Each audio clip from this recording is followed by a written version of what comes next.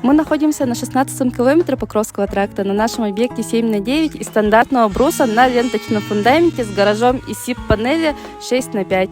Давайте пройдемте вовнутрь дома. В нашем доме будет 2 спальни. Одна маленькая спальня на 8 квадратных метров находится у нас с правой стороны прихожей. Будет санузел на 4,5 квадратных метров с левой стороны. Кухня с гостиной у нас совмещенные на 27 квадратных метров, а с гостиной будет идти панорамный вид.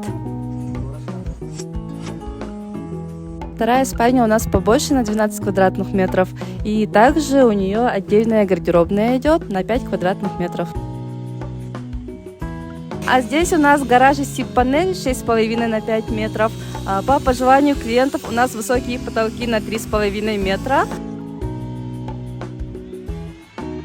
Полы у нас идут деревянные, также деревянный трап. Скоро у нас тут установят автоматические ворота Дурхан. Если вы хотите узнать стоимость дома с гаражом, оставляйте под комментариями плюсики, и наши менеджеры с вами свяжутся.